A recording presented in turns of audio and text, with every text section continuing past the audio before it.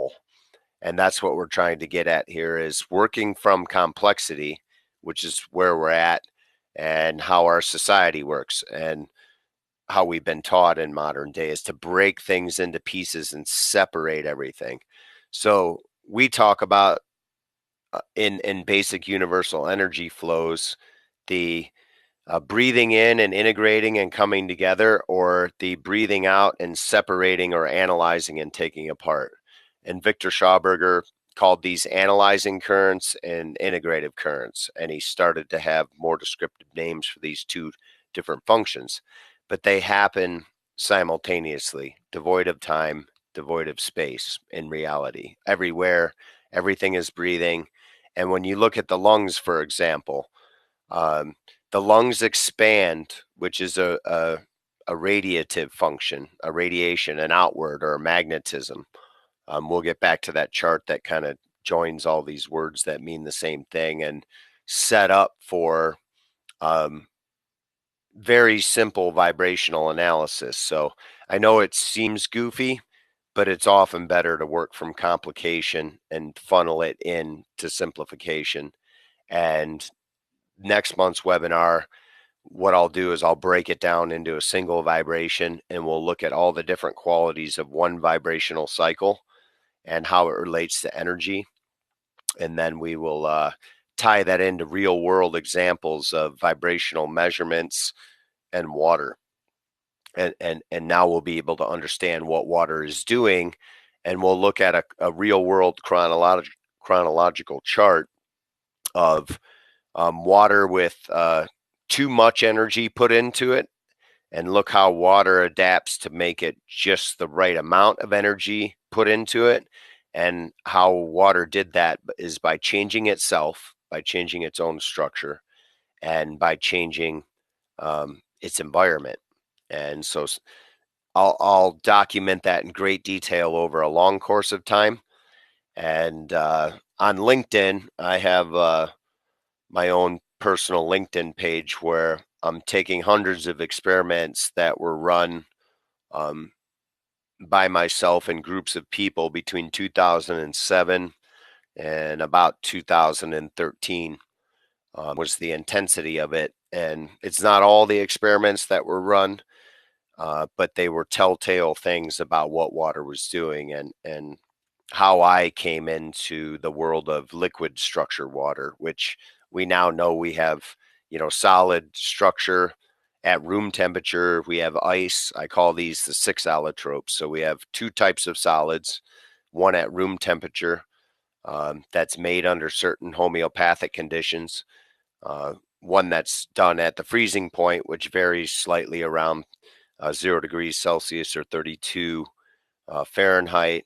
And then we have steam or vapor. So just like you're hearing scientists talking about this new phase where a solid and a liquid exist at the same time, there's nothing new about it. It always occurred in nature, and they're tying it to chemicals. But water alone has this property. So you all are very privy to very cutting edge science long before it's going to hit textbooks and the internet in a broad way, but you'll be well prepared for it and understand all the complication that's going to come with it. Is actually very simply down to vibrations and layers of vibrations. And I think the important thing to remember here is that it's superimposition. So every wave has vibrations on the wave. Like if you see a wave in the ocean breaking over into white foam, that's like white noise, which is a very high vibration, and the wave itself is the power and the low vibration. And what we see is the lower the vibration, the more powerful in the physical world. The higher vibration, which is superimposed over that, it's a longer period, so more information can be placed over a lower frequency vibration. In other words, if something happens for a second, I can only fit so much information in a second. But if something happens over a year, I can put a lot of information in a year. But really, it's not about time. It's about that waveform existing right now. In other words, a low frequency wave could be considered a mountain, and the information or the high frequency would be the shape of the mountain, if that makes sense. And so we're taking, two vibrations and putting them together, but in the real world, it's an infinite amount of vibrations superimposed over whatever is being observed. Because if it's not in your frame of observation, that would be physical world visual. And what the Ayurvedic gets into is that you are connected to all the vibrations in undefinable uh, way, just by feeling, not by the size of your heart or your physical heart, but just by the vibrations that don't take up any space. Really, they may propagate into space, or they may constrict into its own space, but in the moment of observation of feeling, meaning observing what you feel rather than what you see and what you hear. And Doc talked about this. We're stuck in the five senses and we're stuck in the lower order. They're necessary things and powerful, very powerful foundational things. But there's this other part we're all evolving into, and they all work together as one. And when they do that, they connect to the grand whole as one. And so the human race right now, even scientifically, is lighting up, its whole system to start to connect. And we're crossing over what we would call that reference line. He drew that line in the middle of the body. So as far as the vibration goes, we have the ground and we have the plus voltage or the plus pressure or the plus whatever we're talking about, sugar levels. We talked about this generic form that it could be whatever.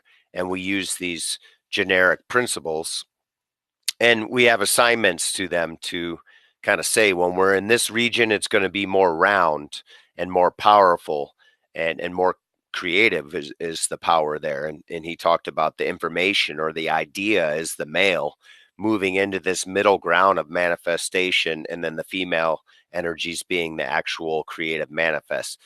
What this means is it's subjective. We cannot predict it, and science is wrong for claiming that there's proof or anything can be totally predicted. That this is the true science, the Newtonian science he was talking about. Uh, that's really old and a very male kind of logical version, right? And we look at the water, the crystal microscopy, and we see the right angles, which is more male, versus the becoming more round, like the crystal structure, six-sided, and really, it's how the two balance together right now. And the hexagon is in the number set, the base. I'll call it a base 9 set because it's really not a base 10 set. But 1 and 0 are repeats, and that's 10. So the uniqueness is 0 through 9.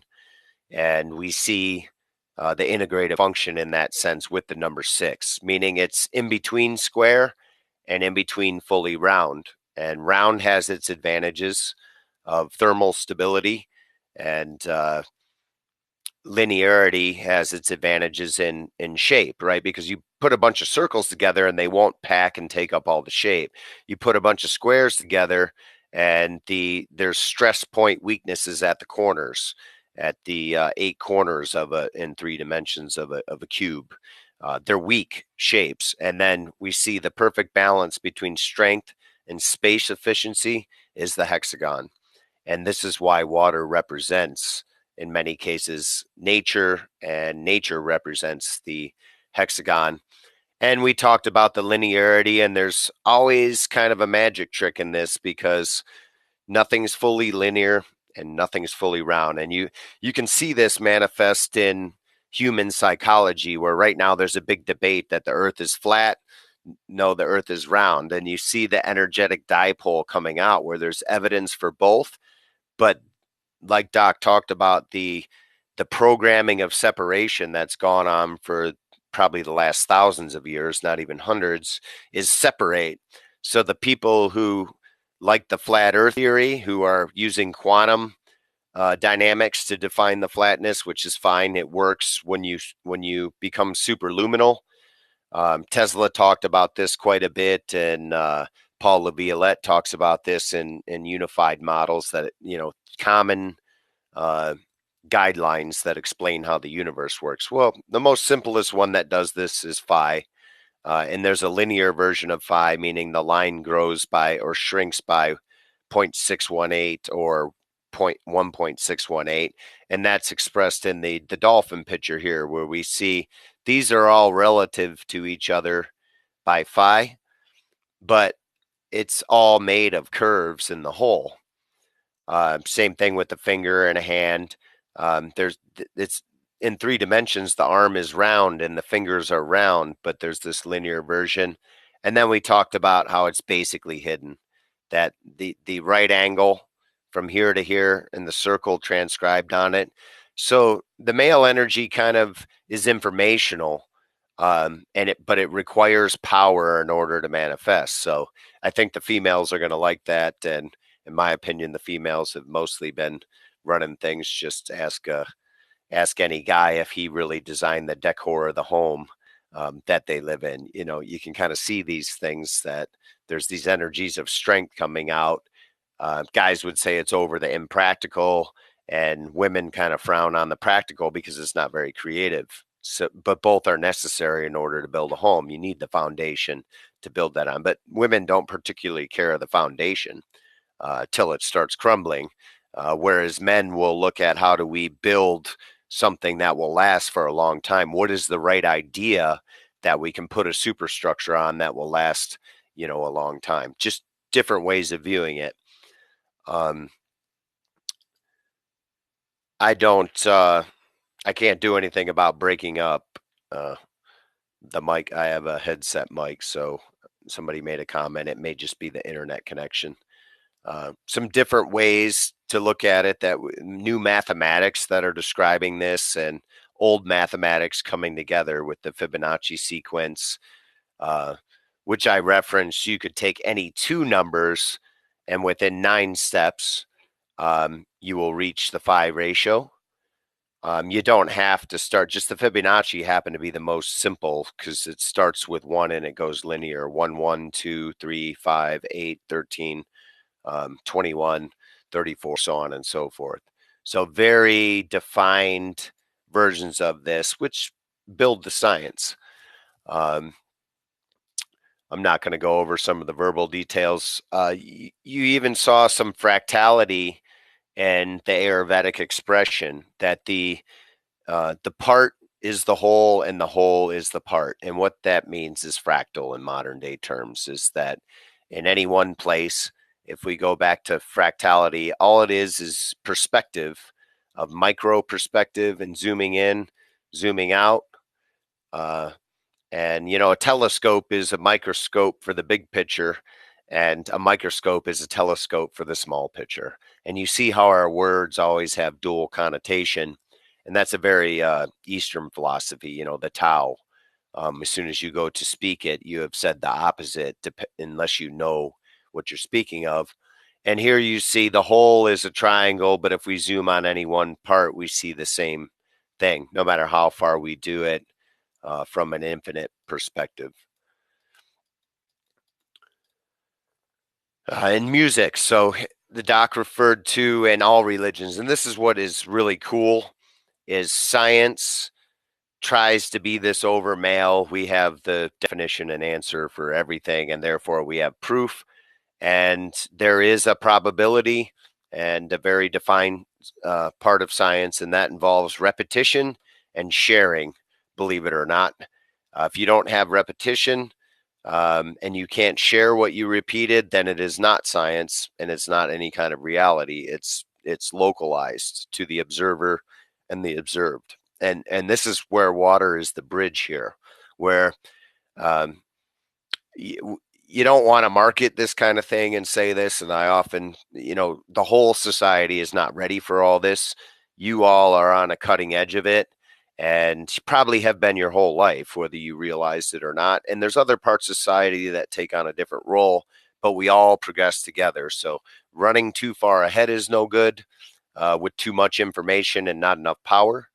And trying to find the resonance between the male and female energies, between the power and the information.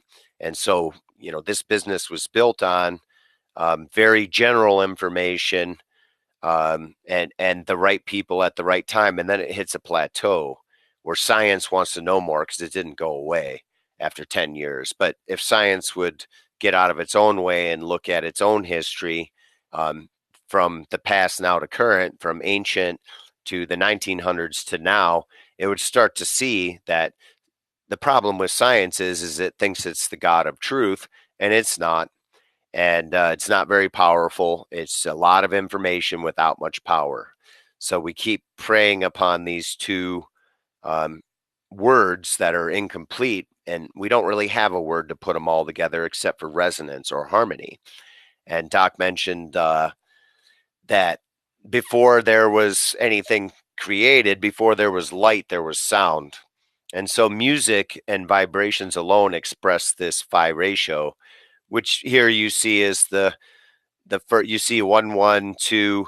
This is where music doesn't break it down, but you see the 5 and the 8 and the 13, which are all the numbers in the Fibonacci sequence, including you have to get the 2 and 3 together in order to make the 5, and you have to put the 1 and 1 together to make the 2.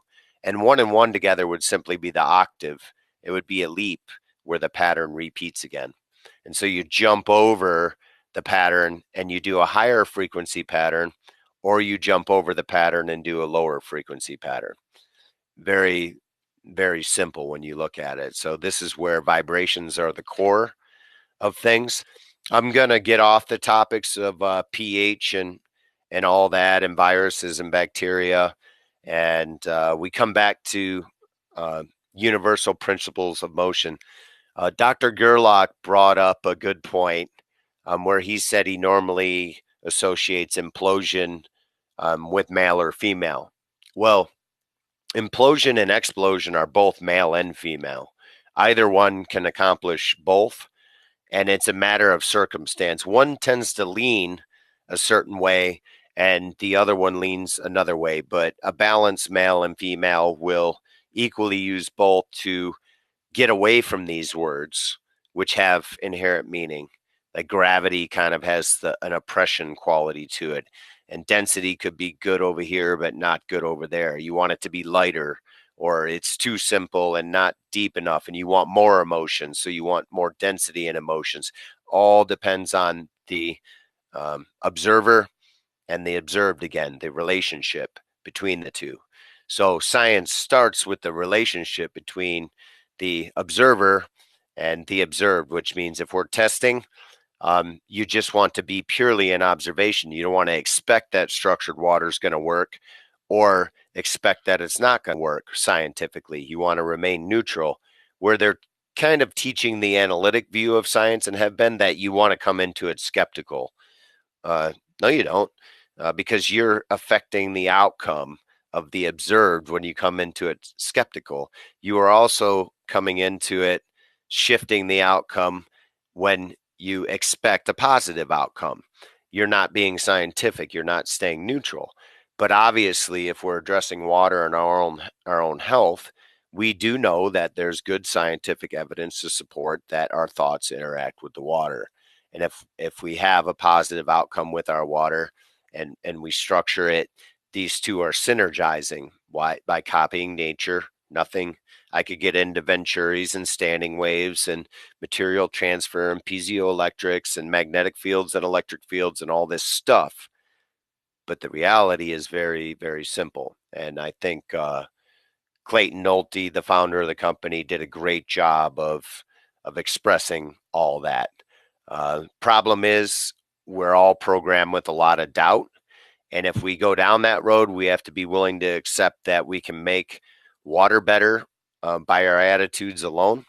And we can make water better with mechanical devices or simple non-moving mechanical devices. And we can make it worse. And at the time, there's a resonance between people's view on Earth that they affect what they observe. Then I think we can introduce a lot of these aspects.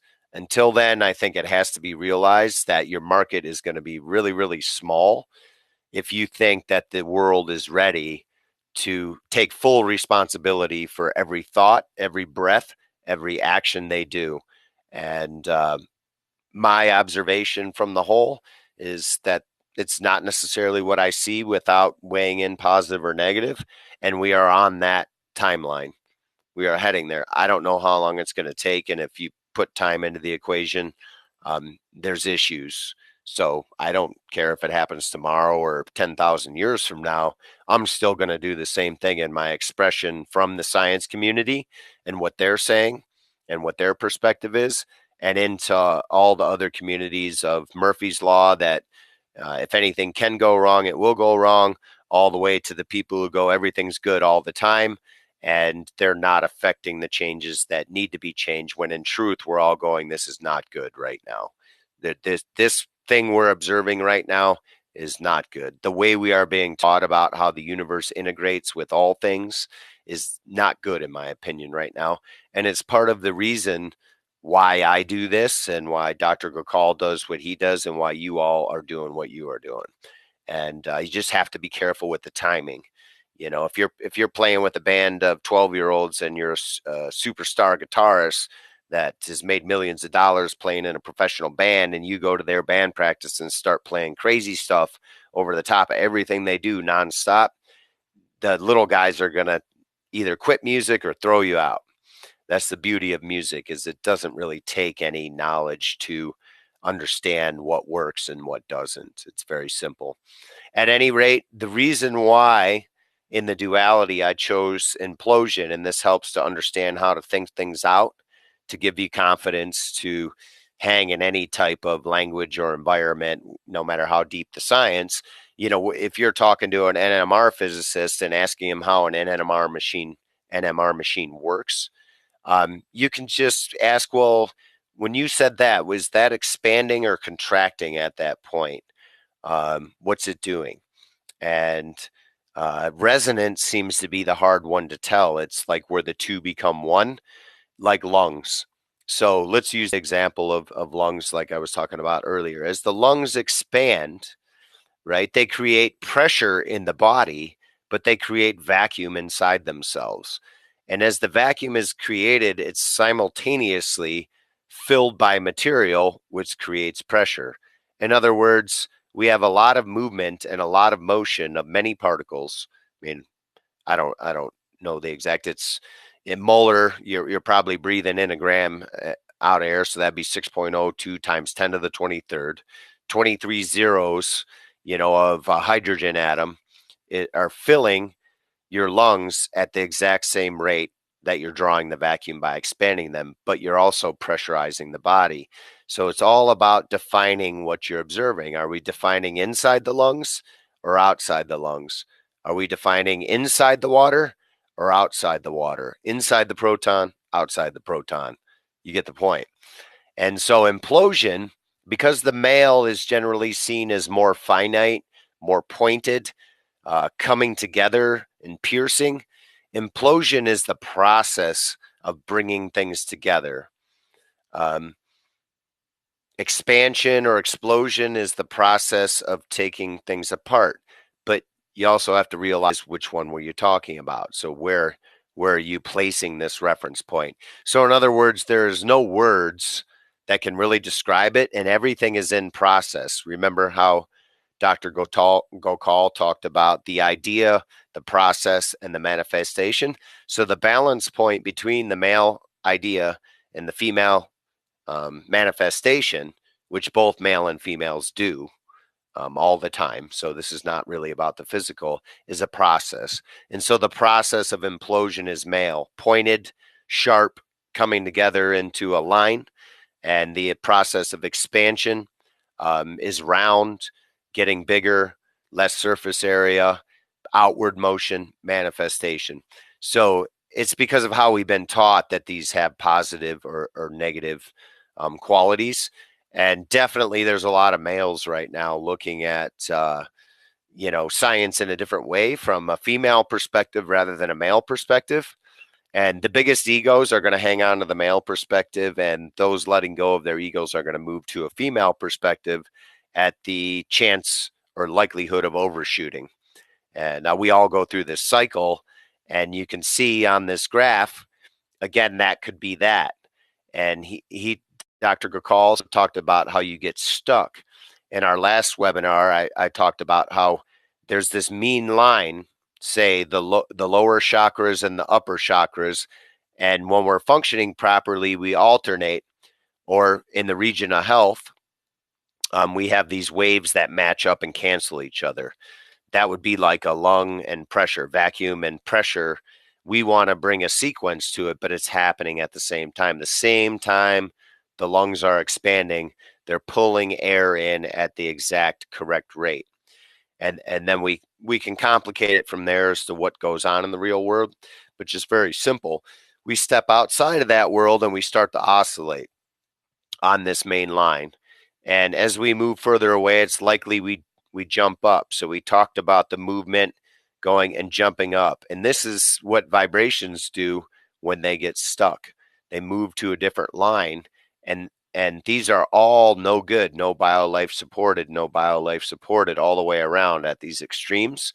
And so these things tend to jump in a realm from one to another, trying to find stasis or isotropic state or balance or somewhere where it can get peace and rid of these major oscillations that are separate from what it desires. So look at the magnitude difference here. If this was female in the blue in the cooling, and we know females can be hot too, very emotional. So these properties all actually change when you start to cross into these other realms, and that's what makes confusion.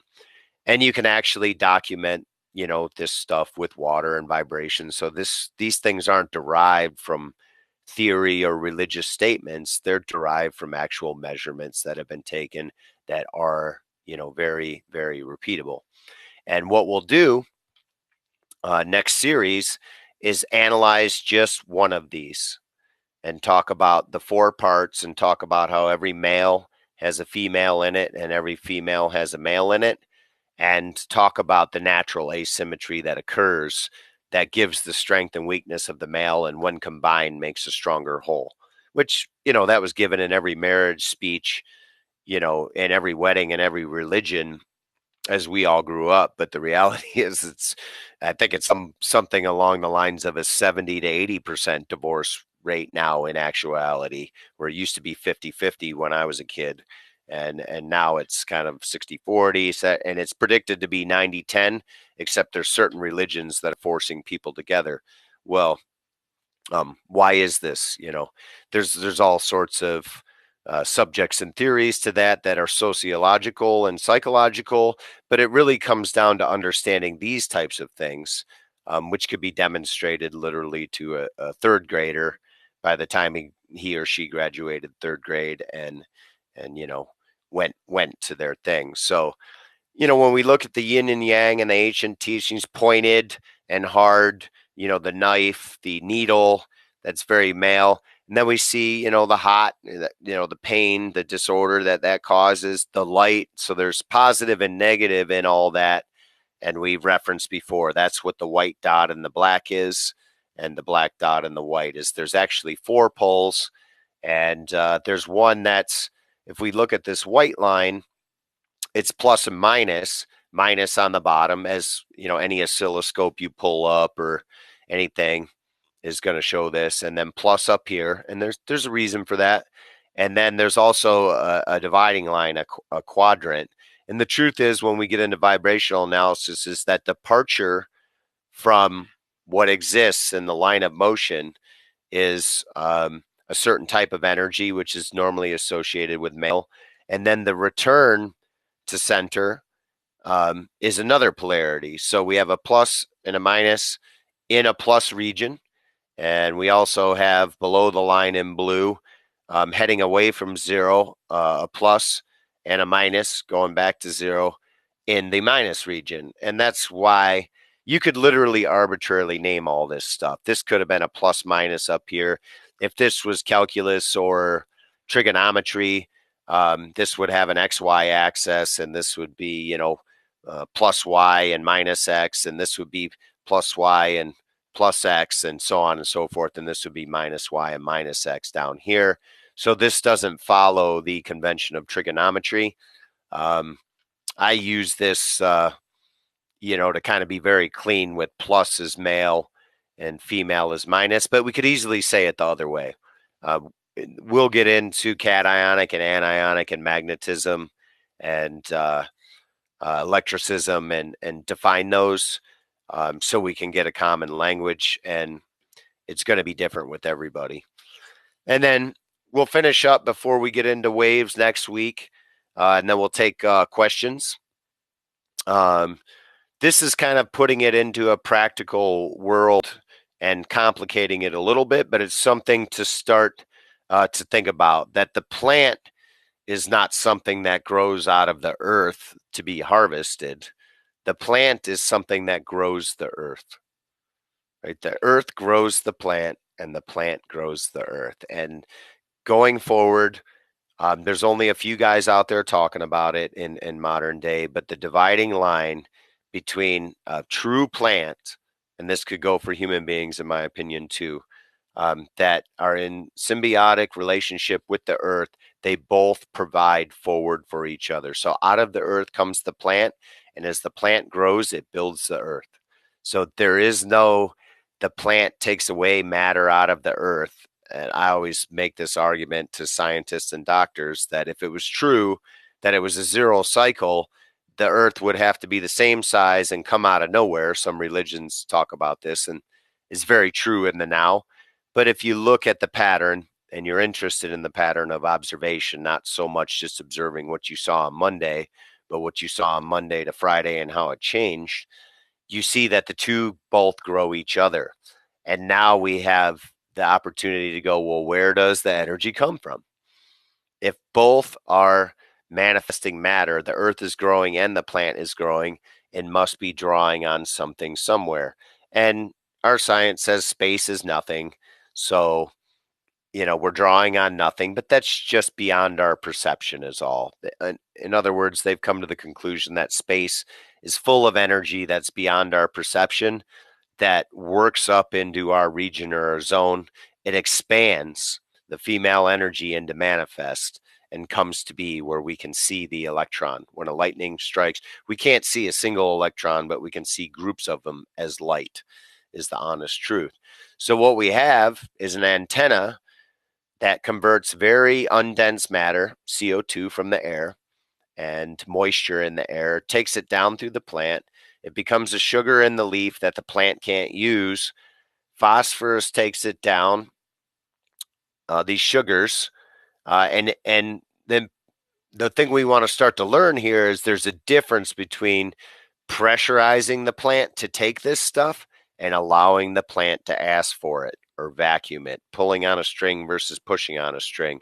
Our current agriculture is pushing on the string, and it makes the string squiggly and makes the vibrations move away from center and get bigger. We're pulling on a string, the string still isn't perfectly straight, but it organizes itself into a line and follows the leader of motion, whatever's pulling on it.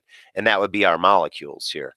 So CO2 by electrical charge is pulled into the plant, goes through a process of photosynthesis. Then it makes CHs, which are sugars, change of them, and then puts out the C is cracked off the O, and the O goes back up into the air, which is what we want, goes down in here. Then microbes take nitrogen from the air and take the CO2 converted sugars, and they more or less digest and excrete carbon, which is the earth, the one of the most important layers of the earth. Again, expression of a diamond and carbogenes in water, as Victor Schauberger said, and coal, which is a high pressure rudimentary early form, which later forms a diamond under enough pressure, changes its structure, right? So same thing's true with electricity and water. If we put enough electricity into water, it's pressure, enough of a certain type, it makes pressure and it evolves into a diamond. It changes its structure. Might evolve into hexagons, whatever. It doesn't really matter, but the evolution is there. And then we come back around, and as the plant, the microbes, the little guys who aren't given much credit, bacteria and fungus and viruses, they all work together to transform the environment for the benefit of all this stuff. And these sugars are converted into a usable form that the plant likes, and then they travel back up, through a vacuum, and they help form the plant, the energy of the plant. And that's an oversimplified version. And then we have that baseline, the lower chakras and the upper chakras, uh, defined by the earth. The actual earth, is where we consider 0 volts electrically. So all of this can be broken down into current equals voltage over resistance. And the complicated equation is reactivity, which has to do with the vibrational relationship between one thing and another. So when you get more advanced with electricity, it goes I equals V over R. Pressure divided by resistance equals R manifest. And then with alternating currents introduced by Nikola Tesla, we have reactivity. And the advantage of alternating currents was it could travel over long distances. DC current was actually more efficient at short distances. And the banks and the powers that be wanted DC current to remain so they could control it, because all the resources come from outside of cities. And they realized that if Tesla's system came to be, that farmers and miners would now have dominance over the city, which was controlled by the banks largely. So that was the resistance in the evolution. Uh, Edison was rumored to take AC power and electrocute animals in front of everybody, but that was just too much at the wrong frequency. DC current does the same thing if there's too much at a really low frequency, and actually DC is highly the worst, because muscles get stuck in contraction and you can't get off of it. There's no gap. As AC frequencies get higher, there's more information. It travels over the surface of things more and doesn't get into the vitals. So Tesla actually held a high amperage motor and made his body run at high frequencies. He made high frequency generator, high frequency motor, and demonstrated to everybody on stage in a counterbalance to electrocuting elephants and all these things. That passed that high current through his body and didn't even bother him right in front of anybody. So he had a generator and a motor through his body and demonstrated that, because the frequencies were very high. If you tried that with our normal line electricity, it wouldn't work so good. So not recommended. But the big thing here is to remember that when things are being asked for, they're better received in the proper means. When things are being forced into the equation, there's more resistance for the circumstances at hand. And that kind of gets into the tridosha and the pitta vata kapha and the leanings, the triangular leanings of things, and what brings us our uniqueness. So we'll break this down into one simple vibration next time, and you can see circles separated halves are really vibrations. So depending on how you want to look at this, you can kind of see what we normally view as a transverse vibration. And as we move along with this, we'll try and make it a whole.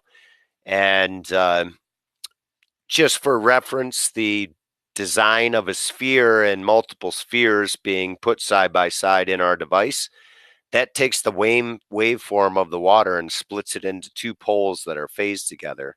And that's left, right, but it's really all happening around the whole thing at once, where the water is separated to clear it and become true to its imbalance and asymmetry, and then brought back together on the flip side, or the downstream side, which is another pole. Plus side on the flow side of the circle sphere, and then around the backside would be the negative. That's where the vacuum does occur, kind of going through the middle and off into the negative. So you can see how very universal this stuff is when you begin to understand it. And I thought it was Dr. Gokhal's talk was great. And all religions, not just Ayurvedic, some are more pointed than others, will unveil this same simple principle as we go. And the plant is an engine that cleans the air of biological waste, according to our observation, as a fuel to grow the earth. So people running around talking about how bad CO2 is and we ruin the earth, that's what they're observing, or is that what they're hearing in a program and repeating? And what is that doing to the vibrations of the air and the water? It's an issue if we chop down all the plants and we have this building up. But look one step further. Real forward carbon is building carbon in the earth from the air. Where does the air get its energy? So look at the pattern of condensation from space to air to earth. You know, beyond our perception, in our perception, not very dense. And one little instrument that grows a few feet off the ground takes what we can't see and turns it into something we can see and helps the earth grow. So that's all. If anybody has any questions, I'll be happy to answer.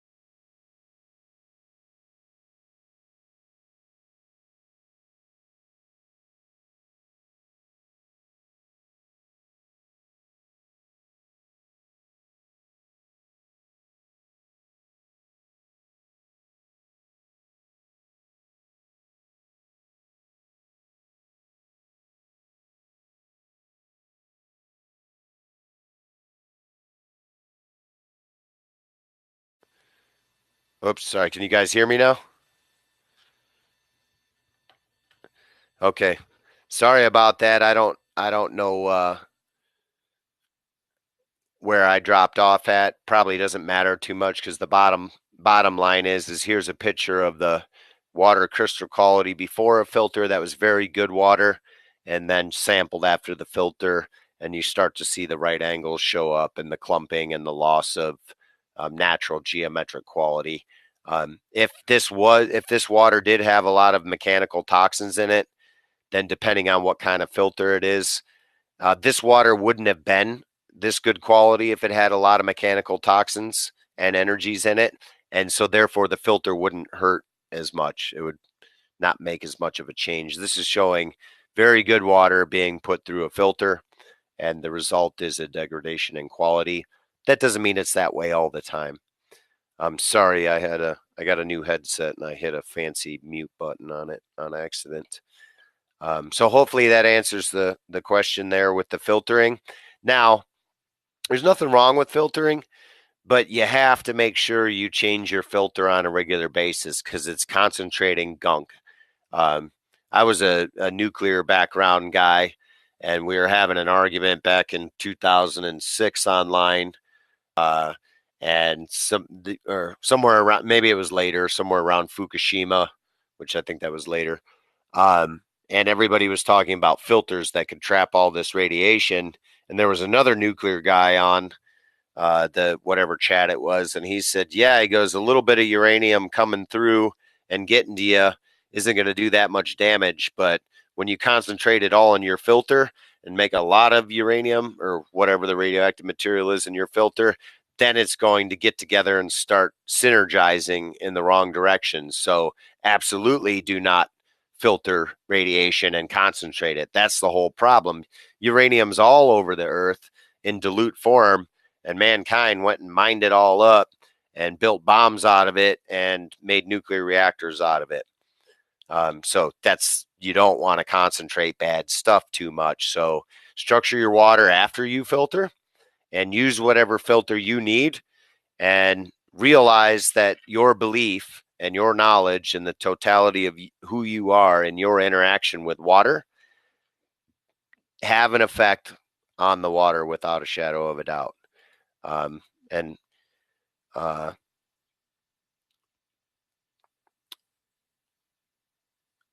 okay, good. We see pictures. Um, and we'll go into thoughts are vibrations, and we'll leave you with that. Again, most of the world is not ready for this. Some of your clientele are, most of them are not. To reach bigger clientele and do good for those who need it the most, you got to be careful what you speak of. But Emoto did this in a different way, and I have some issues with the science of the way Emoto did it. Not the way he measured his experiments, but the way he subjectively described them. He took judgment on his experiments, and that will affect the outcome. The observer affects the observed. And here we have a sample, and then we have that same water that is blessed by an individual who fully knows that they have an effect on the water that's next to them. And then we have a holy water sample, and then we have another sample, and a sample played music to.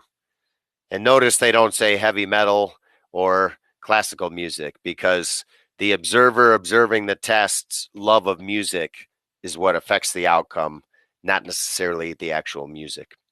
And you're much more powerful in vibrations over water than music is. But the music you love and your influence can add to devices that also add to. So it keeps growing. It's one's an antenna for the another, and as long as you cast away the negativity and the doubt and have a knowing, you can add to your water. We also know that a dog or a monkey or a plant enjoys the water that comes out of our device, and we know they're not thinking of changing it. They already know. They just already know it is. So they don't have an influence on it one way or another. They just can sense it, and they don't try and manipulate the outcome. And I think the only reason we're trying to manipulate outcomes from our current perspective of observation is because we were all manipulated on true information. Um, and so there was a suppression, and now we're trying to get all that out to make the correction. And that's what makes the dance and the fun of it. So always appreciate your warring partner and always appreciate your dance partner. They're one and the same. And learn how to appreciate all things that have happened to you in the past. And I think in the future, you'll appreciate all things more. And that's what we're all striving for. Words are vibrations, but it's the intent of what you think they mean, in my opinion. But there is a fundamental vibration, and words do have, but this is a much lower level. The question is, so what are the words we can use to affect the water positively? Well, honestly, if the word fuck makes you feel good in the presence of water, I bet you change water to feel good on that. But if you use the word love because the vibrations are softer, you'd have a better effect that way. But you could have a positive outcome with both if you like that vibration. If you're vibrating well with that in that moment at that time, if you're laughing about it and a bad word is used and everybody's laughing about it and the whole room's having a good time because you used a word you're not supposed to use, that's just a sound. But obviously it's a harsher sound, right? But if you go to Germany, are they destructuring their water because it's all this cracking noises? No, because that doesn't bother them. So it's all relative to the observed and observation again and how they jibe together. Is there situations where using certain words are inappropriate and where they are appropriate? Yes. So and there's certain words that possess certain qualities and vibration that are more like music. Each word is music. It's a song. It's a short song. Our tone, how we say it, we can all know two people say the same word recorded and we'll superimpose on a vibrational analysis. Zero. It's like a snowflake. So each of those vibrations puts in a different quality and we'll never take the same picture twice of any water in any situation, but they do have fundamental qualities.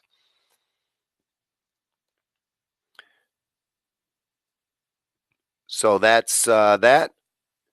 Can repeat from the heart. I think the doc is better from that, and I think the ancient teachings, but I also think simply um, just being truthful to yourself and doing what jives good with you will work. And of course, there's always the secret tricks of the trade and special words and special sounds that can be made. And honestly, from my perspective of alchemy, if you make up your own sounds, that has the power of creativity in it, and the information is the minor, and you have to have both. And so the power is the creativity, and the information is what you want it to do specifically. And those would be your thoughts. And the creation of all that can be combined into one unique sound that you make.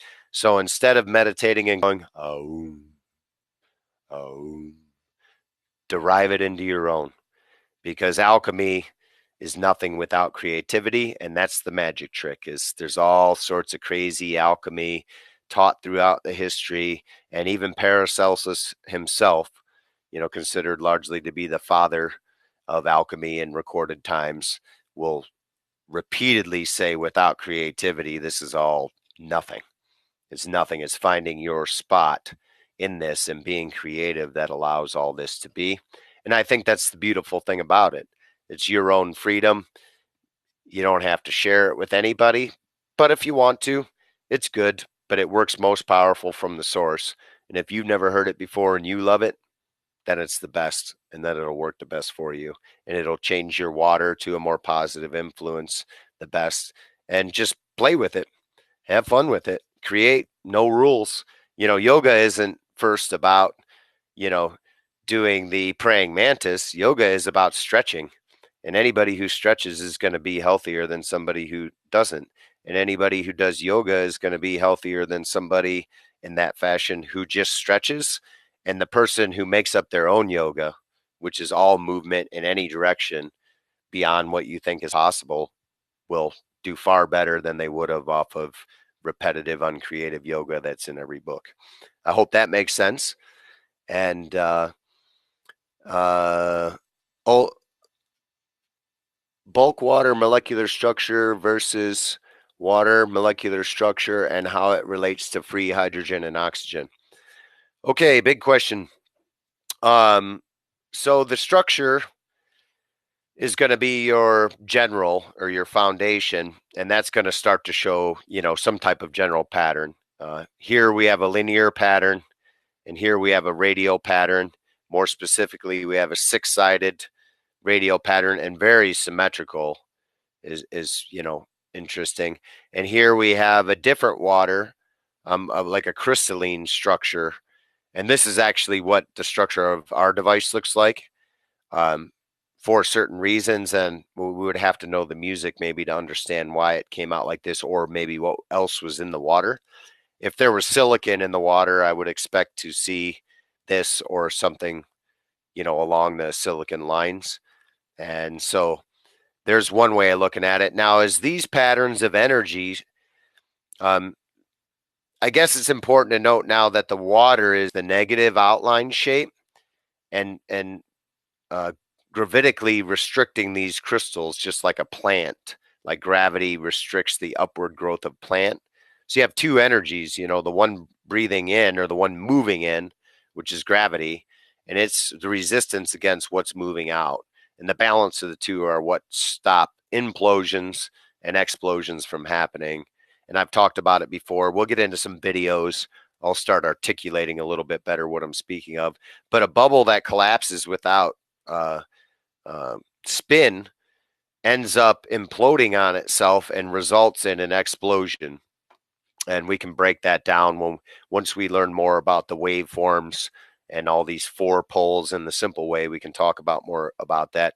But once this structure forms, it's going to tend to structure the distribution of H's and O's that are free. So all water has some level of free oxygen or free hydrogen or both. So what we got into with electrical analysis is, oh my gosh, there must be a lot of free hydrogen and a lot of free oxygen in balance, and that makes a pH of 7. So it looks like there is no potential hydrogen in the water, and it looks like there is no potential oxygen, but one seems to dominate the other in activity. So in other words, we could take very, very pure water and bring it to a pH of 2, and we would say we have a lot of free hydrogen. And then we could take that same water and put it in a magnetic field, and the pH would flip over to 12 with no chemicals. And now we take the same body of pure water and go, before it had a lot of free hydrogen, and now it has a lot of free oxygen. So we can't say for sure, but we could say that the distribution of the structure of the H2O or H3O2 molecules, or H12, is, if we look at a different structure like Victor Schauberger's model, I believe is going to come out to be correct. And that hydrogens gather with hydrogens in bigger groups, and oxygens gather with oxygens in bigger groups, and these bigger groups are attracted to each other. It's not so much just an H and an O, which is the broken down, or H3O2. And so structuring is going to more evenly distribute all these charges about and give you uh, a better availability of H's and O's that are free, and better working interchange of the H2O or H3O2 as your body um, utilizes it.